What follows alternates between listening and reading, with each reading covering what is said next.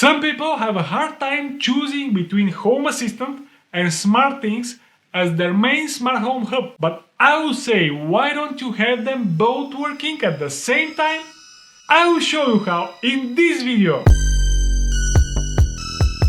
What's up, Kirill Poyanskis here. I'll integrate the Samsung SmartThings hub and Home Assistant so every device connected to the SmartThings will be also visible and controllable by Home Assistant. You may wonder why I'm doing this, why I don't just use Home Assistant or SmartThings only. And the simple reason is that I want to easily add Zigbee and Z-wave devices to my Home Assistant, and SmartThings will greatly help me with that. I know that there are some Zigbee and Z-wave dongles out there that I could use and they're working locally. But as far as I know, their support is not as good as with the SmartThings, and their price is almost the same as the V3 hub. So I decided to give the Home Assistant and Samsung SmartThings V3 hub a try.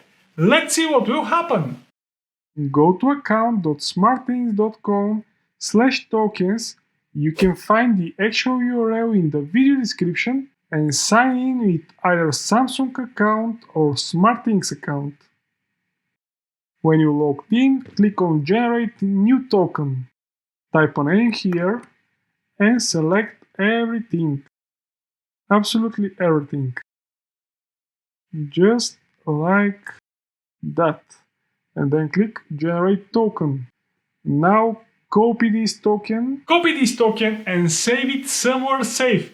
You will not be able to see it again after you close this window. Head over to your Home Assistant and click on Configuration, Integrations, big plus orange button, and search for SmartThings. You will need a SSL enabled remote access to your Home Assistant to proceed further. You have two options for that: to use the Home Assistant paid cloud service called Nabukasa, or to watch my video and to implement this for free. I recommend the second option, so go watch that video and come back right here after you're ready. Click on it, click Submit and paste the token here, and click Submit again. You can choose location here, open website, click Done, and then allow. You can close this and return back to your Home Assistant, and if you see such window here, then you're ready. Here is a game for you. All it takes to participate is one little hit on a thumb button, and all of a sudden you've entered into a chance to watch this video till the very end and to subscribe. Thank you! As you can see, I have 3 devices and 4 entities detected in my SmartThings hub. Have in mind that you have to restart your Home Assistant if you add new device in SmartThings, and they will be automatically synchronized. I'll try to create one entities card now. I'll go to Test View, but you can use the Home as well.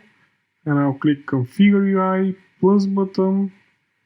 And I'll search for Entities card. And here I'll remove these. A single device added in SmartThings may be represented by one or more of these Home Assistant platforms. If you need more info, just read the Home Assistant documentation about SmartThings. It is very good.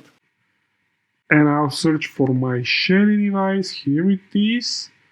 And the other one was SmartBulb. I cannot see my Amazon Echo device in Samsung SmartThings V3 for some reason. They are in the same Wi-Fi, and I even added the SmartThings skill in my Echo, which is working fine, but under Voice Assistant category I see only Google Assistant. Can you give me a hint in the comments below? I will be very thankful. And I'll click Save. Now I have a card that I can control from my Smart Home Hub devices. I will quickly demonstrate you how I can control in Home Assistant the devices added in the Samsung SmartThings V3 hub. Let's try the smart bulb now. It's Tuya enabled, semi-smart, downlight. I'll open my Tuya application on my mobile phone and I'll enable the switch here. As you can see, the smart bulb is also enabled in Tuya Smart Life. If I disable it from the app,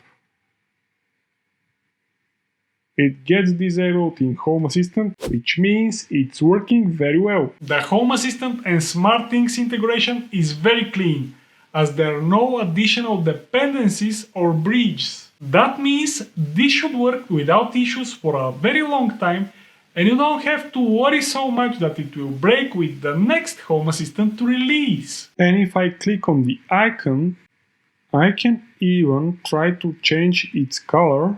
I'll open the same screen in Tuya app, and if I now change the color here, it is also changed in Tuya app. If I change it from Tuya app, it is changed in Home Assistant.